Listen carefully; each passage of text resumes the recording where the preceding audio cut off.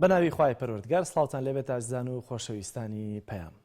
دوانگەی خەڵکی ئەم شۆمان قسەکردنە لەسەرەوەی کە حکوومەت هێرم ناوێت چاکسازی بکات یا پێی ناکرێت. لەسەرم بابەتە ئێوە ڕاستەخۆ دەتوانن لە ڕێگەی ژمارە تەلەفۆنانی لەسەر شاشەی پەیام هەیە ڕای خۆتان و بۆچوونی خۆتان بخەنە ڕوو وەروها لە تۆڕی کۆمەڵایەتی فەیسبوک لە پەیجی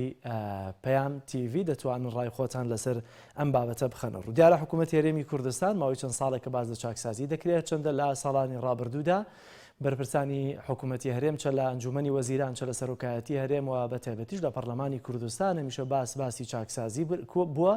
کۆی گشتیان کۆکن لەسەرەوەی کە گەندەڵی و ناشەفافی بوونی هەیە و پێویستە چاکسازی بکرێ، بەڵام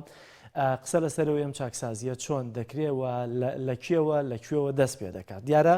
لە ئێستادا کە کابینی نوێمی حکوومەتی هەرێمی کوردستان بە دروشمی چاکسازی دەستی پێکردووەوە، نزیک بە ساڵێک لە تەمەنی تێپەڕیەوە بە حساب ئێستا کابینەیەکێک لە کابینانی کە زیاتر چاکسازی کردووە، یاسای تەنانە چاکسازیشی پەسەند کردووە. بابزانین ئایا ڕای ئێوە لەسەر چاکسازیەکانی حکوومەتی هەرێمی کوردستان چییە و ئایا دەتوانێت یا کردوویەتی یاخۆت هەر حکوومەت هێرێمی کوردستان پێی ناکرێت چاکسازی بکاوە؟ بەرپرسان لەبەرەوەی کە زۆر جار قسە دەکەین دەڵێن ئەگەر چاکسازی دەکەن با لە خۆیانەوە دەست پێ بکەن، لە خەڵکی لە باڵاکانەوە دەست پێ بکەن، نەک لە خەڵکی فەقیر و هەژارەوە با یاسا بۆ خەڵکی فەقیر و هەژار بۆ ئەوانشی کە بەرپرسیارەتی باڵایان هەیە هەمووی وەکو یەک بێت. دیارە لە تۆری کۆمەڵایەتی فەیسبوک هاوکارجەزا دەنووسێت هەردووکیان ئیرادەی بەهێزی نییە بە دەستێکی پۆڵاین لە گەندەڵکاران بدات، نەبوونی ئیرادە ژوای کردووە کە چاکسازی پێ نەکرێت. علاشکار دەڵێ سەرۆکی حکوومەتێک لە پشت لاپتۆپێکەوە حکومڕانی بکات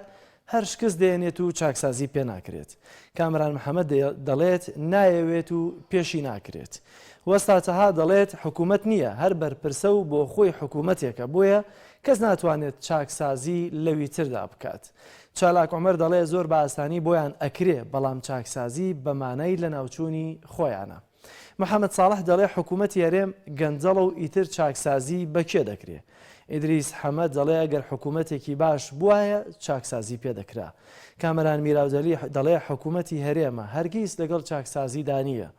کرێکار ڕۆستایی دەڵێ لەسەر ڕێگەی حەق هەرگیز مەبە، گەر با هەرچی دزە پێت بڵێن دز. عومەر ژاڵەی دەڵێ چاکسازی لەسەر دەستی ئەمانە خەونی شاعیرانەیە. ئەرسەلان محەممەد دەڵێ جا حکوومەت هەیە تا چاکسازی بکات. ئێوەش دەتوانن لە ڕێگەی پەیوەندی تەلەفۆنیەوە ڕای خۆتان لەسەر تەوەری بەرنامەیەم شەومان دوانگەی خەڵکە باس و خواز لەسەرەوەی کە حکوومەت هەرێم نایەوێت چاکسازی بکات یاخۆت چاکسازی پێ ناکرێت. لە ئێستای ئەوەی کە بینیمان لە یاسایەک کە باس لە چاکسازی دەکرێت و لە پەرلەمان بە زۆرینەی دەنگ بە تایبەتی پارتی دیموکراتی کوردستان و یەکێتی نیشتیمانی و بزوتنەوەی گۆڕان پەسەندیان کردووە. ئەو چاکسازی کە لە دوای پەسەندکردنی یاساکەی هاتووەتە دی ئەوەیە کە موچەخۆرانی هەرێمی کوردستان 121 لێ دەبڕێت ئەو کات دابەش دەکرێەوە. دەبینین موچە بە ڕێژەیەکی زۆر کەمی کردووە، بە تایبەتی ئەگەرچی لە باڵاکان هەندێک موچە کەمی کردووە، بەڵام ئەم موچەیە نەگەڕاوەتەوە بۆ خەڵکی فەقیر و هەژار، بەڵکو گەڕاوەتەوە بۆ خەزیێنی حکوومەت وەجارێکی دیکە نازانێت موچەیە چۆن دابەش دەکرێت. بۆیە ئەمە گرفتە و ئەمە زیاتر قسەی لەسەر دەکرێت. دەچین لای پەیوەندیەکی تەلەفۆنی کاک حەمەڕەشید لە ژاراوە. کاک حەمەڕەشید سڵاوی خوا لێبێتەوەم کاتت باش، دەمەوێ ڕای جەنابەت لەسەر تەوەری دوانگەی خەڵک بزانم.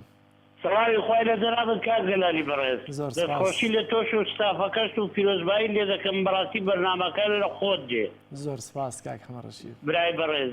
بەڕێزی کاکە جان ناشتە قەناعەتم چاکسازیان پێ بکرێ. من گومانم لەوە نییە هەموو کۆمەڵێک هەموو کۆڕ و کۆمەڵێک هەموو حیزبێک کاوی چاکی تێدایە، ناکرێ خەتی ڕاست شەپیان بەسەردا بێنین. لەبەرەوەی تێکۆشانیان هەبووە، ماندوو بوون، بەڵام داخەکەم خۆ ناکرێ ماندووبوونی خۆم بە خەڵک بفرۆشمەوە. ئەمە کە منمان لە تەقوی سووە ساڵەهای ساڵە ئاواتمان ئەو ڕۆژە بوو کە کورد دەسەڵاتی ببێت، کورد بتوانێ حکمی خۆی بێڕی، یەخۆ ناکرێ بە خەڵکی بفرۆشینەوە. ئێستا هەموویان کۆکن لەسەرەوەی کە گەندەڵی و ناشەفافی هەیەەوە پێویستە چاکسازی هەبێ. کاتێک کە دەڵێن پێویستە چاکسازی هەبێ واتە هەمووی کۆکە لەسەرەوەی کە گەندەڵی و ناشەفافی ژەیە، کەواتە ساڵانێکە هەمووی باز لە چاکسازی دەکرێت. پێشتر بڕیارەکانی سەرۆکایەتی هەرێم و سەرۆکی هەرێم و لە تازەترینیشدا کە لەم کابینەیەدا یاسای چاکسازی پەسەند کراوە بینیومانە. ئەم بڕیارانە ئەم یاسایانە چی لە چاکسازی کردووە یا تا چەنە چاکسازی ئەنجام داوە لە کایە جیاوازەکانی حکومڕانیدا؟ لەوە چاکسازیەکەمان بە چاوی خۆماندی بەربوومەکەمان خواردووە ڕاستان بە هەموو قووەتی خۆیان سواری سەر بێلاکی موچەخۆری قوڕ بەسەر بوون کابراایەکی مەزلوب خێر لە خۆ نەدی و 40-50 ساڵ خزمەتی وڵاتی کردووە دەچن 120 موچەکەی لێ دەبرن لەو قات و قڕی و گرانی و نەهامەتی و تۆزانی خەڵک دڵی بە خۆشی خۆش نەماوە نەک بۆ خاکووەتەن خەڵک بێزار بۆ لە ژیانی هەر وەختا ئەو خەڵکە بە تایبەتی ئەمانەی بە گەنجان هەسەریان لێشەوە کاکە لەبەرەوەی نەیان دیوە ڕابردویان نەدیوە ئێمە کاتێکمان ڕابواردۆ 5 ساڵ لەگەڵ گۆڕ بە گۆڕی ناڕەحەتیمان دیوە بەڵانەوە دەسەڵاتی خۆمانە کەکە پێیان ناکرێت لەبەرەوەی تێیدا هەیە بە حیاتی وای بەخۆوە نەدیوە ئەو هەموو سەروەتەی پێکەوە ناوە کۆمپانیا و نازانم چی و بلێنەوە لە حەوشەیدا و ئیدی ناکرێت زەحمەتە دەناتیدا هەیە پێخۆشە چاکسازی بکرێت بەڵام بەشی زۆرینەی لەگەڵ ئەو چاکسازیێنە نییە ئەمە چاکسازیە بۆ سێمری فەقیر کەم کاتەوە بیابی بڕی ئەخدە ناکرێت سیوان ناکرێت دەبا پێدا بچی ئەم هەموو سەروەتە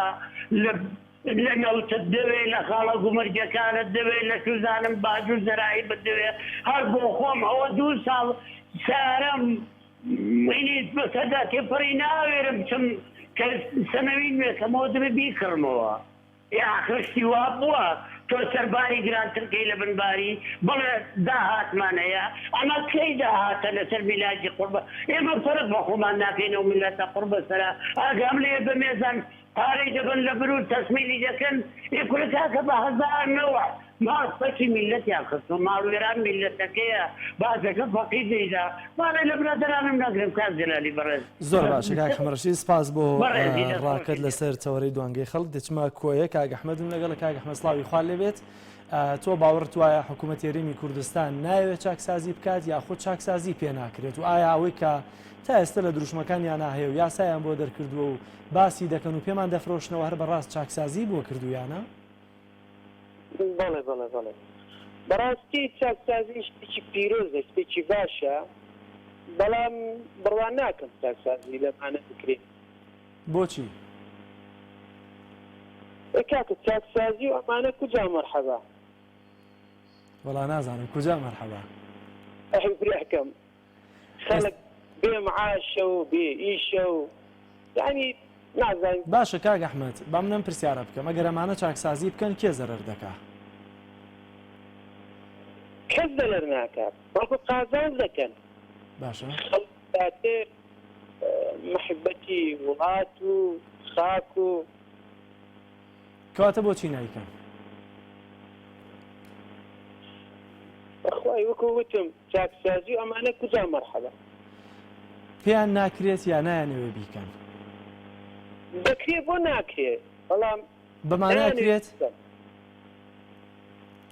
کاک ئەحمەد بەمانە چاکسازی ئەکرێت؟ بە دڵنیاییەوە دەکرێت کەواتە بۆچی نایکەن؟ نایکەن زۆر باشە کاک ئەحمەد سپاس بۆ پەیوەندیەکەت بۆ ڕاکەت کە خستە ڕوو دەچمە چەمچەماڵ لای باوکی سەرهەنگ باوکی سەرهەنگ سڵاوی خوا لێبێت ئەمەوێ ڕات لەسەر دوانگەی خەڵک کەم شۆ بزانم چییە کە تەوەرەکەمان باز لەوە دەکات حکوومەتی هێرێمی کوردستان نایەوێت چاکسازی بکات یاخۆت پێی ناکرێت و ئەوەی کە تا ئێستا کردوێتی و وەکو دروشم باسی دەکەن ئایا بەڕاست تۆ چاکسازیت بینیوە یا چاکسازی ئەوەی کە ئەنجام درراوە؟ وڵی خی گەورە وڵی خی گەورە بنەرانی پێیان بێت زۆر سپاس ئەزیزی من بە هیچ جۆرێ بە هیچ جۆرە حکوومەتی هەرێم ناوێت چاکسازی بکات لەم کاتەدا چاکسازی لە پێکاوە ئەزیزی من بەس پێم لە چاکسازی دێگا هەموو باندەکان خۆیانن هەموو سەرۆک و سامانەکانی وڵات خۆیانن هەتی دەواازە سنووری و خاوەنی کۆمپانیای نەوت و گاز و غازی ئەم وڵاتە و تەنانە هەواکەشنی خۆیانە چاکسازی دەشوێکن چاکسازی بەوان ناکرێت ژیانی چاکسازی بەوانە ناکرێت هیچ کاتی چاکسازی بەدز ناکرێت هیچیاڵێ چاکسازیەکەم کە دز نەبێت بەدزی چارەسەر ناکرێت ئەمانە خۆیان دزن خۆیان گەندەڵن چاکسازی بە گەندەڵی ناکرێت باش ئەگەر بیکەن کێ زەرەرەکە؟ گیانی من ئاخە خۆیان نانێ بیکەن خۆیان زەرەرەکەن ئەزیزی من لەبەرەوە هەتی کۆمپانیایە خۆیانن هەتی سەرۆک و سامانی ئەم وڵاتەوە عەرز و ئاسمانە هین خۆیانن چۆن ئەیکا قەت نایکا دواتە ناوێ بیکە ئاگین ئەگەر مەیلی هەبێ پێی دەکرێت بەڵێ بە تەئکید جانی من بەڵێ بە تەئکید نایە بیکە ئەگەر بیکە خۆی زەرمەندە بێ بۆیە ناشیکات جانی بۆیە نایکە من بەرپرسە ناسم لە وڵاتەیە یەک چارەگە ویستی بۆ کڕم بە 50 گەڵا جانی من تۆ باسی چیەکی باسی ساکسازی بۆم نەکەی ئەڵێ ساکسازیەکەم ساکسازی لە مەشروبەکە بکە ساکسازی لە گەندەڵێکە بکە لە سەر سامانەکەی خۆت هاتیکە جانی من زۆر باشە باوکی سەرنگ لە چەمسۆماڵە سپاس بۆ پەیوەندیەکە دەچمەوە کوێ لای کاک محەممەد کاک محەممەد سڵاوی خوا لێ بێت ئەمێ ڕای تۆ لەسەر دوانگەی خەڵک بزانم چۆنەوە ئایا باوەڕت وایە حکوومەت هێرێمی کوردستان چاکسازی پێ ناکرێت یاخود نایەوێت چاکسازی بکە بەڵام دەتوانێت هەموو کاتێکت باشتر چاکسازی کاکە چێ چاکسازی بکە حکوومەت هێرێمی کوردستان باشە خۆلای گەندەڵی ناکەوە لای بێ چاکسازی بکە گەندەڵ چاکسازی لە چێ بکە لە چێ بکە لە گەندەڵیەکەی چاکسازی بکات واتە گەر گەندەڵینەکە دی ئۆتۆماتیکی چاکسازیە یاخۆت زۆر جار چاکسازی چەندها مەبەست لێی ئەنجام نەدانی گەندەڵی نییە ڕێکخستن بەشێکە لە چاکسازی کاک بەلارسەد بەرنامەی کە بکەی لەسەر ئەو شتە نە چاکسازی دەبینی نەدەشکرێ لەبەرەوەی چێ گەندەڵی دەکات چێ چاکسازی دەکات پرسیارەکە ئەوەیە من پرسیار دەکەم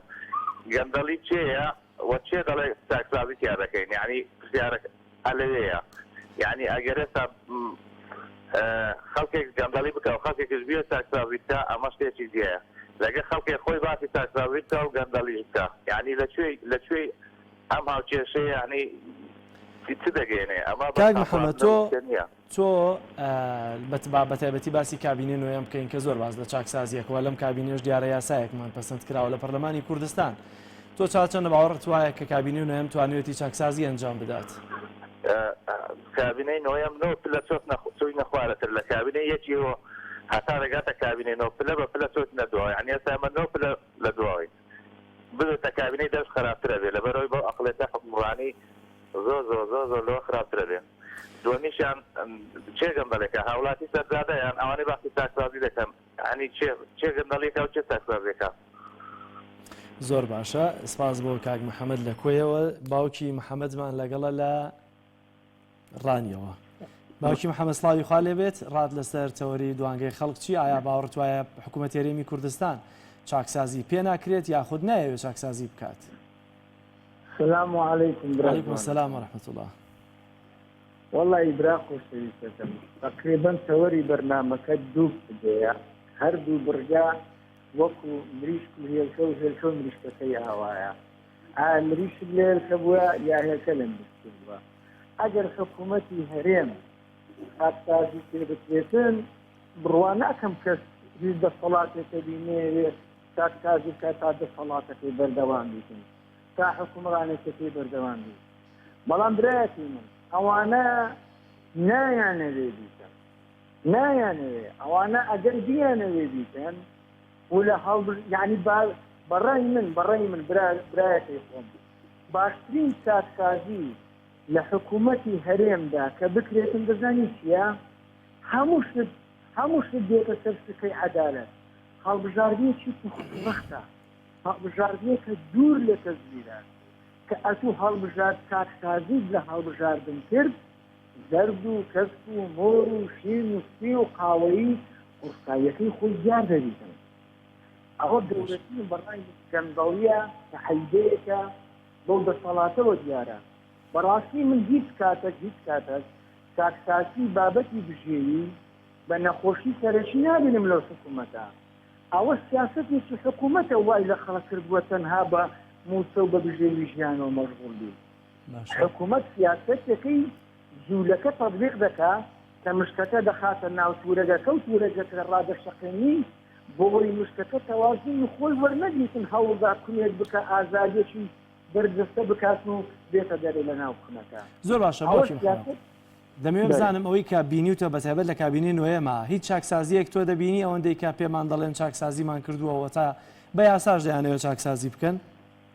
بەڵێ با من چاکسازەکانی حکوومەت پێدرێم من لە خۆم ژێم لە بەڕێز سەرۆکی حکوومەتی هەرێم بوو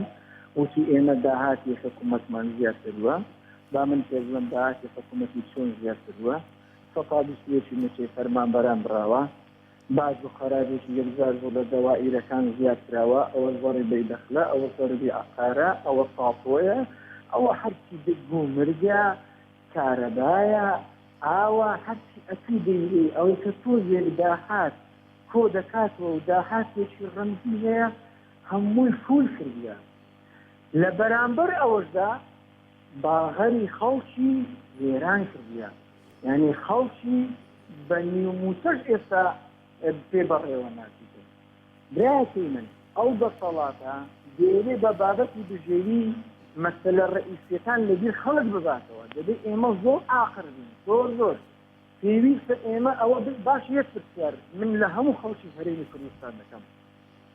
ئێستا خەیری تەماشای ئەو سیاسەتی حکوومەت کە برایەتی من وەرە تۆ دوو شەخص بینە بەرامبەر بێتێت برێ ئەوە یەک لەو کاتە بە ڕێزانی کە سیاسە مەدارەکانی کوردستان ناوی هیچ کەس ناینم با نەبێتە تەشیر بە هیچ کەسێکشانەوە کازمیش بنە لە لایەکی ترەوە دایبێ برێ دەم دەدەی بە کامەیە کازمی هەندەستێ برای من ئەو حکوومەتە بە سیاسە دوای کردووە خەڵک ئینتیمای نیشتیمانی نەمێنێتن لەگەڵ ڕێزم بۆ هەموو خەڵکی هەرێمی کوردستان وایان کردووە بە سیاست خەڵک خۆی بفرۆشی دێوەی هەست بکا کە خۆی دەفرۆشیتن یعنی بە چ منطقێ من کەسێکی بەنمونە بینەوە وەک بەڕێز مامۆستا عەلی بادیر یان کاک شاسوار ڕاوەستادیتن من دەنگ نەکەس ئەوجا دەنگ بدەم بە کاوتنی ئەوە کفری نەتەوەییە ئەوە یعنی عەیبە تەماشایکە حکوومەتی هەرێم زۆر عاسمانە ئیش لەسەر ئەو بابەتانە دەکا کە کێشەی هەموو خەڵک لە نەتەوەیی لە ئاوی لە سنووری لە سیادەی لە یعنی کەسایەتی و برینەتی و خوێنی و ڕۆحی تاچی کورد کۆ دەکاتەوە لە موسکا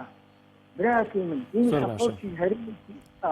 خەڵک لەوە بە ئاگادێتن من پەیامەکەی من چییە من بەڕاستی ئەوە وەڵامێک بوو بۆ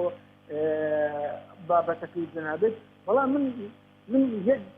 یعنی داواکاری لە خەڵکی کوردستان هەیە تکایە ئەگەر هەڵبژاردنی کرا هەتا ئەوانەی خۆمان هەبن پاکەکان زۆر باشە باوکی محەممەد مافیانارم بەڵێ دەرفەتی زۆرم پێدای سپاس بۆ بە کابرایەکی عەرەب نەکەن ڕوو لە بەغدا بکەن ئەوە کوفرێکی نەتەوەیی ئەوە عیبێکی نەتەوەیی ئێمە دەیتین زۆر باشە باوکی محەممەد سپاس بۆ پەیوەندیەکەت لەبەری خەڵکی تر لەسەر هێڵە ناتوانم لەوە زیاتر دەرفەتت بدەمێ دەچمە شارە زوور لای کاگاسۆ ئەسڵاوی خوا لێ بێت ئەم کاتت باش بەداخەوە دیارە پەیوەندیەکەی کاگاسۆ پچڕە باوکی محەممەد کە دیارە لە دوای سەردانەکەی کازمیەوە باس لەوە دەکرێت کە بۆ نمونە سەر کازمی لەگەڵاندێک خەڵکی دیکەیە لیستێکی گشتی لە عراق بۆ هەڵبژاردنەکان ئامادە دەکەن و باوەڕی وایە ئەمەیکا گەردەنگ بداتە لیستێک لە دەرەوەی کوردەکان ئەوە خیانەتی نیشتیمانیە دەچمەلای کاک دارا لە ئەربەتەوە کاک دارا سڵاوی خوا لێبێت عەلەیکوم السەلام وەرەحمەتوڵڵا کاک دارا مامی خۆت و شێخ لە خزمەتان مامە گیان ئەمر وەرە بۆ تۆی ناکەم لە بەرنامەکە بۆ ئەو خەڵکەیەکەین ئێستا من بۆ خەڵکە وایە خەڵکینە ئێوە چاکسازی لە نوێژ و حەز و عەمرە و مەعیشەکەتەکە تا بکە خوای تەبارەکە و تەعالا دڵی ئەمانەیەنێتەوە جێی خۆی و عەقڵیان ساڵەکە ئەمە یەک برای باوکم ئەم قەومەی ئێمە تەبیعەتی زازاڵۆکەی هەیە قورئانی پیرۆزە فەرمێ نێرە کەومێکە کە جوود بوون لە دوای جوود بوون مێکە نێرەکە کوژێت دوازاریش بەسکەکان دایکیانە خۆن جۆ لە من ها بەڵە ئەگە وەختێکم پێ نەما کوژایە و گلەی مەکە خوافیزی بێ ئەماوە دوو ئێمە خۆمان با چاک بین پاک بین کولی مەسەلەن پیاو لەگەڵ شەنی سەرفە نەزەریە بێ کەس لەگەڵ دایکی کوڕ لەگەڵ باوکی بەعەکسەوە خێزان تەبا من لە ناویەکە ئێستا چوار برا لە ماڵەکانێکیان سارەیەکیان حەماڵە تەماشاکە حسابی بۆ ناکە ئەبێت چاکسازی لە ڕەوش تا کرێ زۆر باشە مامەجان ئەمە لە کایە کۆمەڵایەتی و دیارە بەداخەوە خۆی ئاماژی پێکرد پێدەچێت بەڵانسی پێنەما بێت زۆر سپاس بۆ مامەدارە لە هەربەتەوە باوکی ڕابر لە هەڵەبجەوە باوکی ڕابر سڵاوی خوا لێ بێت دەمەوێت ڕای جەنابەت لەسەر تەوەری دوانگەی خەڵک بزانم کە ئایا حکوومەتی هەرێمی کوردستان نایەوێت چاکسازی بکات یاخۆ چاکسازی پێ ناکرێت گیانی من فەرموو چاکسازی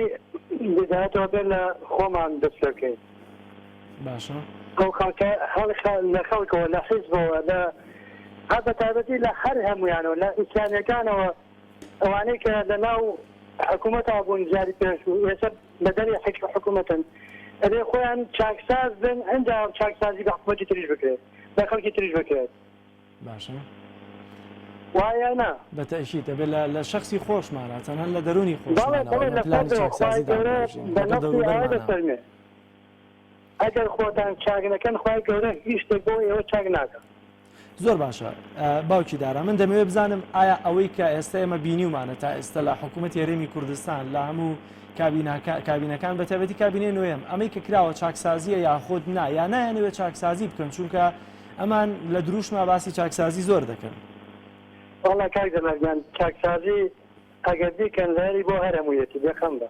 هەر لە ئیسلامیەکانەوە زاریان تا لە خۆیان بکە منەزانم من خۆم چاکەزانم خەڵک ئێستا بندیواری ئیسلامیەکانش بندیواریانەیە نەگۆ ئەلمانیەکان ئەگەر چاکسازی بکەنە پێ بندیوارەکان هەموو لابن بۆ کاتە هەرەمووی بێزارە بێ هەرەمووی کەس دەنگی نامێنە ئەو کاتە بە دڵنیاییەوە باوکی کاکدار ئەگەر ئێمە بمانەوێت چاکساز بین یا ئەگەر بمانەوێت چاکسازی بەرقەرار بێ وە گەندەڵی نەمێنێ گەورە بچووک ناناسێ ئیسلامی و غێری ئیسلامی ناناسێ دەبێ هەموو یەکسانی چاکسازی بکەن و هەمووی دوورکەوینەوە لە گەندەڵی و ناشەفافی ئیدی ئیسلامی بێ ئەلمانی بەڵام ئەمڕۆکە زیاتر قسەکەمان لەسەرەوەیە کە حکوومەتی هەرێمی کوردستانە چونکە دەزانم ئەگەر سبێن ئێمە وەزیرێکی یەکێک لەلایەن ئیسلامیەکان لەناو حکوومەت بێت دەبێ ئەم وەزیرەش چاکساز بێت دەبێت دوور بێ لە گەندەڵی و ناشەفافی و نەعەدالەتی دەبێت دادگەر بێ دووقاتی ئەلمانیەکە لە حزبەکانی دیکە دەبێت چاکساز بێت چونکە ئەم بە دیوێکی ئینسانیەکەی و بە دیوێکی دیکە ئاینی پیرۆزی ئیسلام لەسەری واجب دەکات کە دەبێت چاکساز بێ و شەفاف بێ دوور بێ لە گەندەڵی و ئەمانە بەڵام ئەوەی کە مەبەستمانە ئێستا حکوومەت هێرێمی کوردستان ئایا تا چەندە چاکسازی گەنجام داوە یاخود ئایا چاکسازی پێدەکرێت یا نایەوێ بیکات پێی ناکرێت نەزانم پێی ناکرێت چونکە ئەگەر چاکسازی پێ بکرێت کۆمەڵی خەڵکی زۆریان نەدەوت ئەکشێتەوە بە هەر هەمویانەوە یانێ ئەو خەڵکەی کە ئێستا دەنگیان بۆدا دوایی کە بندیوارەکانیان لاتو دەنگێکیان نامێنێت ماعەدا ئەوانەی کە لە دەوری خۆیانن واتە دەتوانن چاکسازی بکەن بەڵام زەرەرەکەن لە چاکسازیەکە بۆیە نایکەن ناکرێت بە ئابەتی پێیان ناکرێت ئەگەر پێیان بکرێت ئەبێ لەپێشەوە لە وەکو کڕدێکیان ماسا عەلی بابیری وازانم لەگەڵ مەسەد بەرزانیا قسەی دانیشتنیانە بوو ئەبێ لە شەخصی خۆیانەوە دەستیە بکەن کەواتە ناتوانن بیکەن. زۆر باشە باوکی دارا سپاس بۆ پەیوەندیەکە دەچمە کۆیە لای مام جەوهەر مام جەوهەر سڵاوی خوا لێبێت وەم کاتت باش دەمەوێت بزانم ئەمڕۆ چیت پێ بۆ تەوەری دوانگەی خەڵک ئایا حکوومەت هێرێمی کوردستان چاکسازی پێ ناکرێت یا نایەوێ بیکات؟ هەموو خەڵکی موسڵمانان لە جەنابێت. عەلەیکوم سەلام. برای بەڕێز چاکسازی زۆر زۆری هەیە. چاکسازیەک هەیە دایرەکانی حکوومەت قەپات کرد معاشر مۆزەفەکان بنێدێ و مارێ معاشیان نەبێ چاکسازیەک. چاکسازیەک ئەنفالی حەتی و هەژار و کەم ئەنجام و خەڵکی فەقیر و کەم دەلانەت بکەی ئەوە چاکسازیەک. چاکسازیەک لەمان سەرانەی ئەخزی 50 ساڵەی لەگەڵ تورک و سەرانەی ڕۆژانە ماندانە ساڵانە هەیە لەلایەن پارتیەوە ئەوە چاکسازیەک. طبعا چاکسازی مام جەوهەر لە هەموو کایەکانی حکومڕانی لە بژێوی ژیانی خەڵک لە سیستەمی فەرمانیەکان لە سیستەمە ینی ئەوەی کە پێی دەڵێ سیستەمی حکومڕانی بەگشتی لە نەمانی تەزویر لە کاتی انتخابات پارتی سیاسی لە بۆ خۆیدانا ئەیدیسی و کورسی لە خۆیدانا کە هیچیانەوەیان نەبێنە ئەوە چاکسازی. باشە باسی من ئەوانە هاتن دەورەی گۆڕانیاندا ئەوە جاری دووەمە گۆڕان داوای چاکسازی دەکات. چاکسازەکان چییە؟ بژێوی ژیان خۆسەریتی خەڵک گەرانەوەی داهات نەما هەبوونی شەفافیەت هەبوونی بودجە ڕێزی احترام لە خەڵکی کوردستان هاتنە ئەو سەرکردانی کە لە حکوومەتن مانجە جارێک ملت ببینن بێنە ناو ملت و هەروە ئەو هەمە بندیوارانی کە هەیتان بە هەزاران هەیتان ئەو هەمە بەرپرسیارانە هەرێکی بە 100 ملیۆن دۆلاریان دزیە و هەروە سەرکردەکانی پێڕەن دێسەحەدنیان بی بە 10 ملیار دۆلاریان هەیە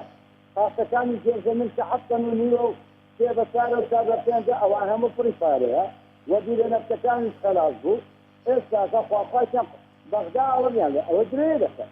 سەساسی هەستی لە بۆ یەکێ فەسا پەنجاوی لە بۆ پارتیە سەوادی گۆڕان لەوێ نەدویت لە مۆزوعەتی ناگۆڕە بەعدی کادیانی گۆڕان لە ساحەکەی بەنەدەرێ لەبەر ئەوەی لە مەنهەجی یەکێتی پارتی دانیە کە گۆران ئەو چاکسازی دەیە خەڵکی کوردستانی بەرەو جێرەسێنی ڕۆیشتە دەرە خەتای گۆران کاتە بڕۆن لە گردەکە لێ بپرسن بەیان نامەکەی بانیشان بدا عومەری سێر عەلی ئایا چاکسازەکان چۆنە ئەو کاتێکە خەتای گۆران بوو تا گردەکە بشکێنن جێداری کۆتایی بە گۆران بینن جەناب بایەتی پارتی ئەگەستەر خۆیان بە کورد دادێنن و سەرکردن کردن پەرلەمان شەفافیەت دەکەن رێ لە ئازادی ناگرن تەلەڤیزیۆنەکان قەپات ناکەن خەڵک ناگرن بە تەعەدا پیاوکوژیان ناهێنن لە کوردستان هەزاران کورد کوژیان هەیە دێن ئەگەر ئەوانە ناسنامەی کوردایەتیان هەیە کە هەستی نەتەوایەتیان هەیە کە سێ سەرف کۆمارمان بوو بە کورد هیچی نەکەی وەختە خۆی لەگە عەبدولسەلام عارفی دادنیشتی لەگە عەبدولڕەحمان عارفی دادنیشتی لەگە عەبدولکەریم قاسمی لەگە ئەحمەد حەسەن مەکری لەگە سەدام حوسێنی ئێستا سێ سەرف کۆمارمان هەیە کیان لە بۆ کورد کرد کەوابی ئەوانە هەمووی جۆرێکن لە چاکسازیە گەورەکەی کە خەڵکی کوردستان دەهێڵێ کە پێش ڕاپەڕین ما کرد داوای ئازادی مافی دەکرد بۆ ئەوەی داوای نەکرد لە دوای ڕاپەڕینەوە کارەبای مۆلیدە هەبی برکەتی دەربەدەری سەری ناوخۆ و سێرە سێرینی نەمانی ئازادی کوردی بنیدی خەڵکی بێتاوانی سەری ناوخۆ و ساڵانکردنی خەڵک جەوەڵی مام جەوهر ئەمانی کە جەنابەت باسیەکەی کابینەی نوێم لە ماوەی و ساڵێک ئەوەندە ڕۆژەی کە تەمەنیەتی ئەوەی کە پێمان دەفرۆشێتەوە و بە یاساکانەوە باز لە چاکسازی دەکات ئەوەی بینیمان کێسەمە 821 لە موچە خۆران دەبڕێت و ئەوەی کە ئامانجێتی زۆرکردنەوەی داهات و سندوقی داهاتی حکوومەت هێرێمی کوردستانە ئەگەر ئەمەی کە جەناب باسیەکەی مام جەوهر ئەنجومەنی وەزیران بە گۆڕانیتەوە مەسئول پێی گوت یەک مانگی داواتان لێ دەکەین کامە ئەو 123 دەبرین بەشێکی کە ئەوەی نابڕین ئەمن بەڵگەم هەیە سەختەکەش ناوی ناڵێن هەستان کە یەکەم مانگ ئەوەیە کرد لە سەختەکە پرسی گوتی مام زۆر لە بە یەک مانگیە گوتم ئەوانە درێ دەکەن ئەوەیان چ دەڕێتە دەرەجا لەسەر پەنجی خۆی دەڕێتەوە منە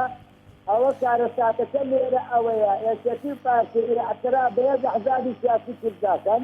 لە وڵاتانی دنیا ڕەسیدیان هەیە لە بەغدا ڕەسیدیان هەیە لە ناو میلەت ڕەسیدیان هەیە ڕەسیدی ئەوانە ئەوەیە کە میلەت لیان ڕاپەڕی سەگدارەکە زۆر باشە مام جەوهر دەرفەتی زۆرم پێدای چارەسەری کێسەکان دەکرێت ئەوە چارەسەرە ئەوە چاکسازی دەنا بەتەبەی چاکسازی نەبا هەتا ئەوە هەتا تاشتاری هەزاران ساڵی دەکەسەوە دەکەوێت. زۆر باشە سپاس بۆ پەیوەندیەکەت مام جەوهر دیارەمەی جەنابەت وتت کابینەی نوێیەم لە ماوەی ساڵێکە کە باز لەوە دەکات چاکسازی بە ساڵێک و بە دوان ناکرێت هاتووە ئەوەی کە دەیبینین ئێستا 121 موچەی فەرمانبەران دەبڕێەوە ئامانجی پڕکردنەوە یا زۆرکردنی داهات و سندوقی داهاتیەکانی حکوومەت هێرێمی کوردستانە بە باوەڕی وایە دەبێت چەند ساڵێکی تر بەردەوام من تا و کاتی چاکسازیان پێ بکرێ یا چاکسازی دەبێت بە بەردەوامی بکرێ جاخوامانەی تۆ باسیەکەی بەسی ساڵی دیکەش پێیان ناکرێت دەچمە ڕانیە لای کاک جەوهر سڵاوی خوا لەبێت دەمەوێت ڕای جەنابەت لەسەر دوانگەی خەڵک بزانین ئایا حکوومەت هێرێمی کوردستان چاکسازی پێ دەکرێت یا نایە چاکسازی بکات. عەلەیکوم سەلام وەرەحمەتوڵڵاه الله. سەرەتا سپاس بۆ بەش کۆنتڕۆڵ وەروەها سپاس بۆ پێوەی بەڕێز سەبارەت بە تاوەرەکەشت ئاخۆ تۆ بەس پێم بڵێ حکوومەتی ئێمە لە کامە بەشەکەی کە تێدا بە کوردەکەی ژیاندا چاکسازی بکاتن ینی هەموو لایەنیش ینی هەر سانی بەسیترین شت کە مافی هەر کەسێک لەسەر دنیا بژێتن مافی هەیە ینی کۆمەڵێک مافی ئاسمانی مافی تایبەتی خۆی کە لەسەر دنیادا ینی بۆی دەستە بەرکراوە بۆ دەستە بەر بکرێتن باشە لەلایەن کە ینی چۆن لە کامە لایەنەوە شتێکی بۆ کراوە دواتریش ینی لە هەموو لایەنێکەوە چاکسازیەکانەوەی کە جاران هەبوو سپاس بۆخوا ئێستا هەموو شتێکیان بە کوردەکەی ینی بڕمبڕ کردووە ینی باشە تۆ بەس پێم بڵێ لەسەر تشتێک ینی چاکسازی لەسەر تشتێک بکاتن لەلایەنی پەروەردە لەلایەنی ینی پەروەردەکردنی هەر خودی مرۆڤ ینی هەموو شتێک سفری کردوێتەوە ینی تۆرە پێم بڵێوانە لاندەمون تێگەڕێ کاکە لە هەموو شتێکی ناو کوردستان بگەڕێ تۆ گەر چۆن بڵێ خاوەنی شتێک بیت بەدێ شتێکت هەبێت ناتاوەکو بتوانانی یعنی کە بخۆت بڵێ سەرۆک یا خود بەخۆت بڵێ دەسەڵاتدار بەدێ شتێکت هەبێتن کە بتوانیت تۆ دەڵێ لە چیا دەبێت چاکسازی بکە ئەوەی کە لە کابینی نوێم کردوێتی بە یاسا ئەوە چاکسازی نییە بەخۆزانام کابینی نوێمەکەیان یعنی وەزعەکەی تێکدا نەوەک چاکسازێک بکاتن یعنی دواتریش ئەو هەموو چۆن بڵێ لیست و حیزبانە کە دروست بوونە وەکو گەورەترین شانازی کابینەی نوێمە دیکە دەڵێ پاشەکەوتی موچەمان نێشتووە مافی هەموو شتێکیان زەوت کردو بۆ خۆیان ینی هەمووشیان ملکەت کردو بۆ خۆیان آخر چاکسازی بە چێ دەکرێتن ینی چێ ینی زۆر پرسیاری زیاترانە لەسەر چاکسازی چێ چاکسازی دەکاتن چۆن دەکرێتن بەدەستی چێ دەکرێتن ینی چێ دەکاتن چێ داوای دەکاتن ئێستا من دەمەوە پرسیارە بکەم چاکسازیان پێ دەکرێت یا پێیان دەکرێت و نەیانەوێ بیکەن بەخوای دەتوانن بیکەن بەڵام نیانەوێتن. زۆر سپاس بۆ پەیوەندیەکەت و بۆ ڕاکەت کاک جەوهەر دەچمە چوار قوڕنە لای باوکی شاید باوکی شای سڵاوی خوا لێبێت فەرموو بزانم تەوەرەکەتان سەوارە دەستی مامۆستاگیان باوکی شایە تەوەرەکەمان لەسەرەوەی حکوومەتی هەرێمی کوردستان نایەوێت چاکسازی بکات یا پێی ناکرێت والله مامۆستاگیان ئەوانە نەک چاکسازی ئەوانەی ئەوەی نین حکومڕانی بکەن ئێستا بوونەتە حکومڕان تازە کەسی تازە بوون حکومڕان بەڵام دەبواە هەر بۆ خۆیانیانی بە خۆیان دابچنەوە بڵێن باشە ئایا ئێمە کەشیاو نین بۆ ئەو میلەتە داماوای لەو دەرزەی بەرین خۆشکرد بۆ خوای لە وڵاتی ئێمە کەسی شیاومان هەیە ئەنیە تو بۆ نمونەکەی کە کەسان کە دیارن بۆ نمونە کەسانی دەستپاکمان هەنە شکر بۆ ئەو خوای بازارێکی تاقیکردنەوەیەکی لەسەرەوەی چەند خەیستەکە باکراوێکی وەکو ئەحمەدی حاجی ڕەشیدی بەر باکراوێکی کە کاکە با ئیسلامی ژنێ با ئەلمانیەکی دەستپاک بەرن خەیستەکە ئەنی بۆ دەبێ ئەمە هەتا سەر بەو دەردێ و بناڵێن ئەوانە ناتوانن بەڕێوەبەرن کەسی تووشیشمان بوو ناخت شکەی نەبی ئێستا ئەمانەمان قوبوڵە بەڵام باوەڕم وایە هەموو کەس حکومڕانێکی قوبول بێ کە ڕاشید بێ کە دەستپاک بێ کە عادل بێ کە دادگەر بێ کە چاکساز بێ دوور بێ لە گەنجەڵی و ناشەفافی ئێستا دەسەڵاتی کە هەمانە ئایا دەتوانێت چاکساز بێ یاخۆت دەتوانێت بەڵام نایکات قوربان نەدەتوانێت بیکە و نەدەشیکە پێگەیشتی لەبەرەوەی ئەوانە ئەگەر ئاوانە بێناننەوە دەست بۆ هەر شتێک بەرن بە نەزەری چاکسازی ئەوانە دەکەون لەبەرەوەی کە دەستکاری ناکەن کاکە یانی زەرەر پێگەیشتی ئەتۆ سەید کە پیاوێکی شیاوی وەکو کاک ئەحمەدی یان کەسانێکی شیاو کە قسە دەکەن ئەسڵەن نایڵن نزیک کەونەوە لەیان پێگەیشتی حەزیان پێیان نایە شتیان بۆ دروست دەکەن ینی ئەوانە ئامادەنین بە هیچ شێوەیەکی دەستبەرداری ئەو دەسەڵاتەی بوو بە دڵنیاش بە ئەوانە وازیانن بە شێوێ بەناگەوازیان هێنا بۆ خۆی ئەمدان بۆ یادن کەشکەسیان خوارد ڕخنە لە یەکتری دەگرن دیهانە یەکتری دەکەن ئەو دەڵێ من ئاوا دەکەم کەسەکەی کە بوونی ناکرێت کەسی هیچیان بە هیچ نیت زۆر باشە باوکی شاید سپاس بۆ پەیوەندیەکە لە چوار قوڕنەوە دەچمە لێر لای کاگڕەشاد کاگڕەشاد سڵاوی خوا لێبێت دەمەوێت ڕای جەنابەت لەسەر تەوەری دوانگەی خەڵک بزانین ئایا حکوومەتی هەرێمی کوردستان چاکسازی پێ دەکرێت یا نایەوێت چاکسازی بکات.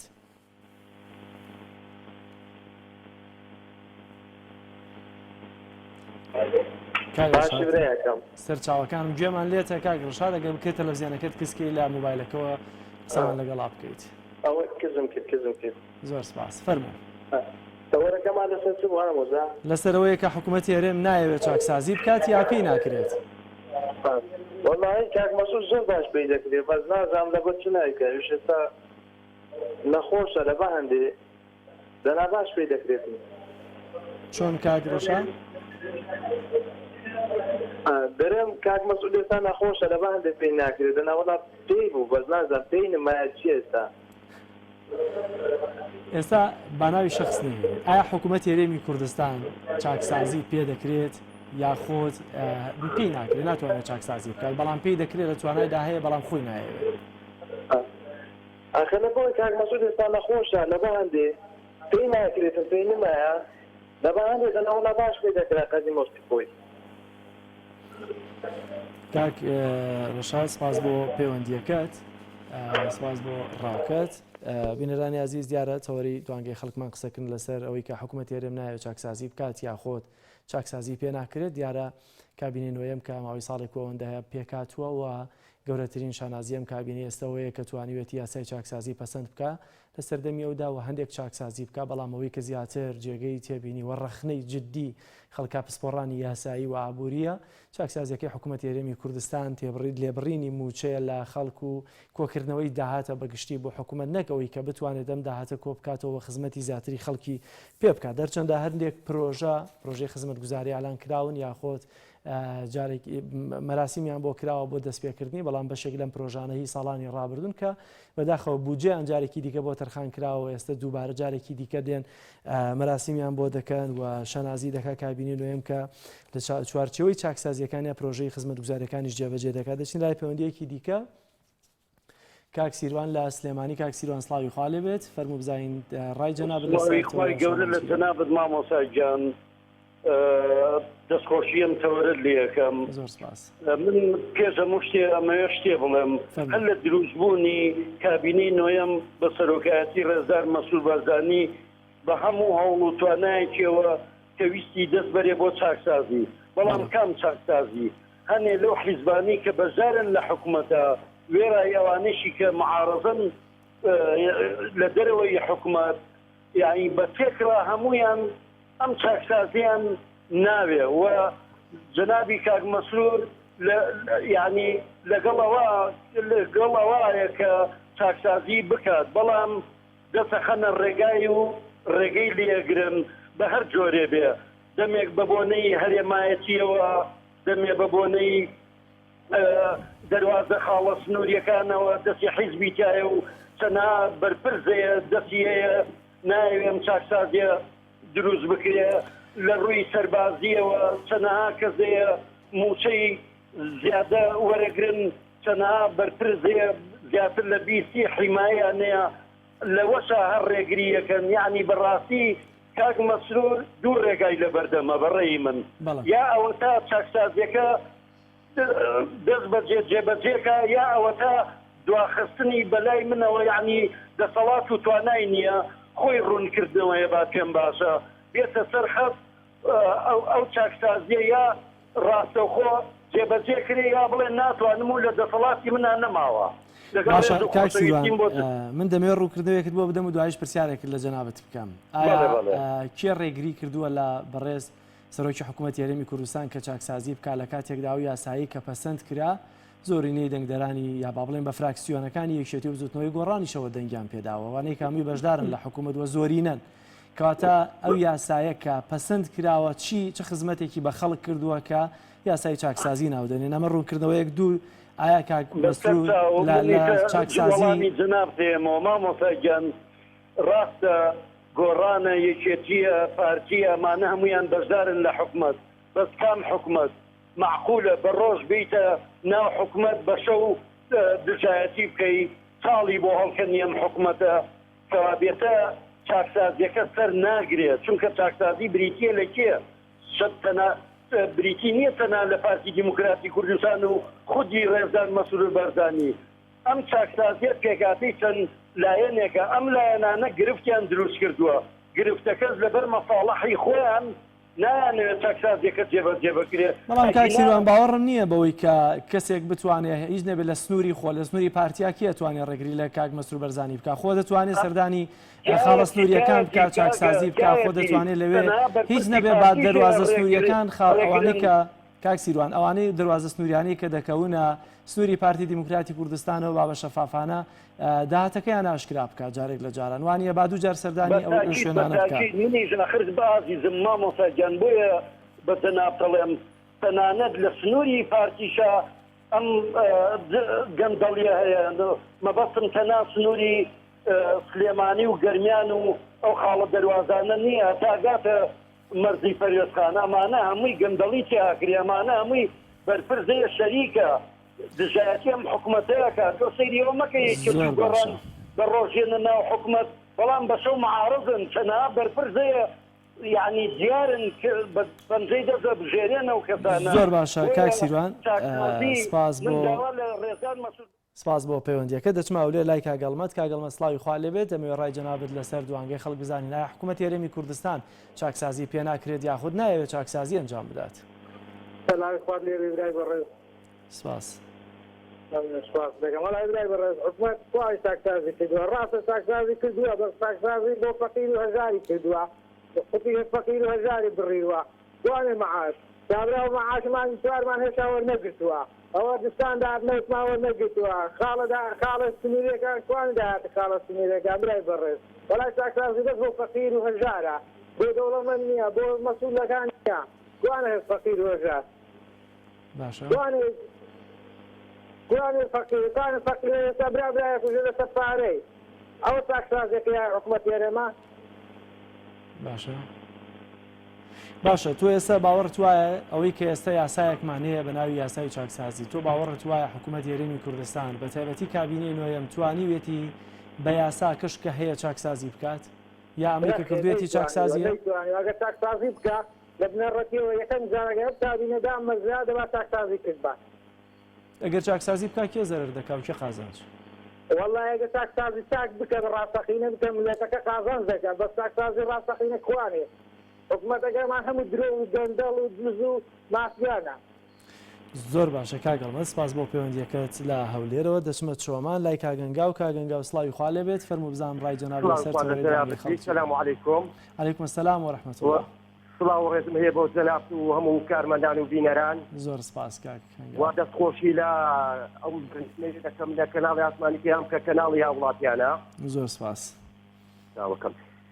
دەبارەت بە ئایا حکوومەت چاکسازی ناکە حکوومەت بەخۆی چاکسازی نایکات بۆچی نایکا حکوومەت بەرژەوەندی خۆی دەوێت حیزب بەرژەوەندی خۆی دەوێت ئەگەر چاکسازی بکە شکست دێنی و ئێستا چی کردووە حکوومەت خەڵک لەلایەت هاوڵاتیان لەلایەت حزب لەلایەت حزب تەنیا بەرژەوەندی خۆی دەوێت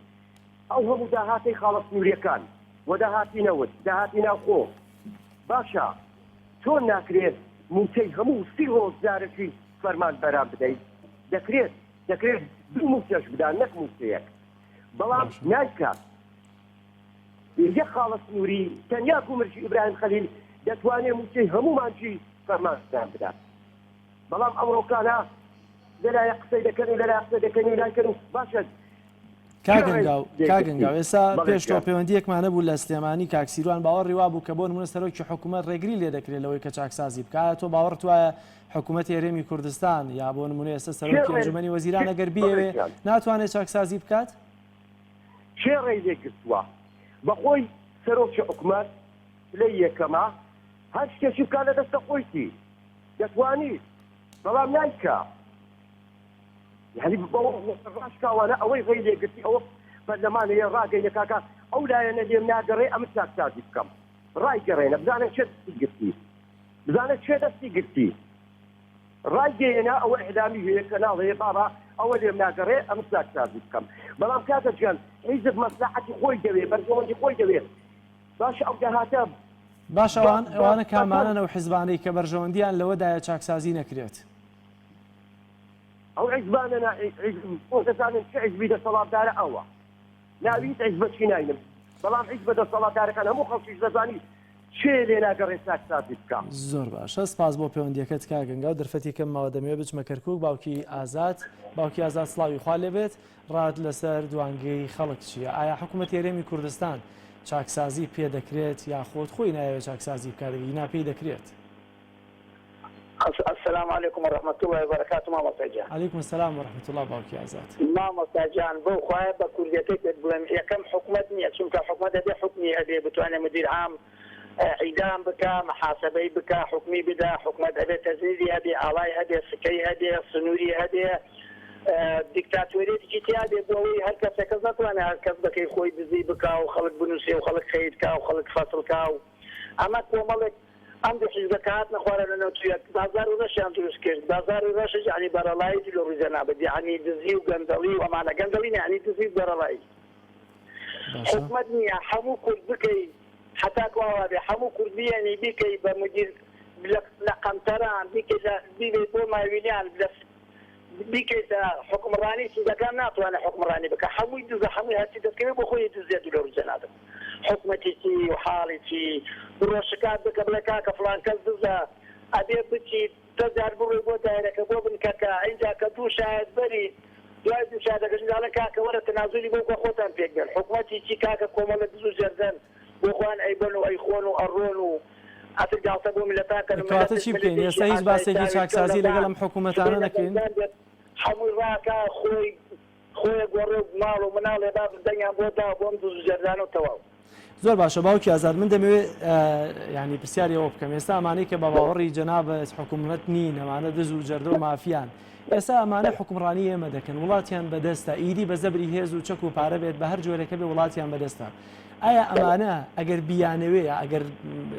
ینی دەسەڵاتیان هەیە بتوانن چاکسازی بکەن یاخود ئەیانەوێ بەڵام دەسەڵاتیان نییە لە وڵات دەسەڵاتی هیچیان نییە هەمویان دێکاکە کابرا هەمووی دزت دەسەڵاتێکی نەوەڵا برامەیانەوەی دیکەن بەڵام پێیان ناکرێت بە کەسیان ناکرێت بۆ زەرەرەکەن ئەگەر چاکسازی بکەن زەرەری چیە ئەگە چاکسازی چی بگەن کاکە دەبێت لە خۆیان دەستێ بکەن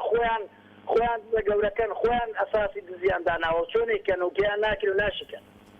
زۆر باشە سپاس بۆ پەیوەندیەکەت باوکی ئازاد لە کەرکووکەوە لەگەڵمان هەبووی دیارە لە تۆڕی کۆمەڵاتی فەیسبوک مەلامەجید دەنووسە گەر چاکسازی بکەن ئەوە گۆڕی خۆیان هەڵدەکەن خۆیان گەندەڵن دەبێ ملی خۆیان بە پەتا بکەن ئەحمەد محەممەد دەنووسێ چاکسازی پێ دەکرێت بەڵام نایکات چووکە گەندەڵکارەکان لە خۆیانن ڕەند مەریوان دەڵێت چاکسازیکردن واتە نەمانی ئەم دەسەڵاتە لەبەرەوەی نایەوێت چاکسازی بکات دارین سلێمانی دەڵێ پارە چاو و عقلی نەیەشتون ناتوانن چاکسازی بکەن ئومێد محەممەد دەڵێ نایانەوێت بیکەن چونکە دەڕوخێن داناعالی دەنووسەکەی مادەی 140 جێبەجێ کرا ئەو کات ئەتوانن چاکسازی بکەن حەکیم حاجی دەنووسە گەرنیەتی باش بێت بە دڵنیاییەوە توانیت چاکسازی بکەن بینەرانی عزیز سپاس بۆ بینەریتان بۆ ڕاکانتان کە لە دوانگەی خەڵک لەسەر چاکسازیەکانی حکوومەتی هەرێمی کوردستان یا ویست و ئارەزوو دەسەڵاتی حکوومەت لەوەی کە ئایا چاکسازی بکات یاخۆت دەتوانێت بیکات یاخۆت ڕێگریەکانی چین یاخۆ ڕێگری هەیە لە بەردەمیا بۆی کە چاکسازی نەکات تەوەری دوانگەمان لەسەرم شەبوو سپاس بۆ بینەریتان تا دوانگەیەکی دیکە بەخوای گەورە مێهرەبانتان ئەسپێرین ماڵتانەوە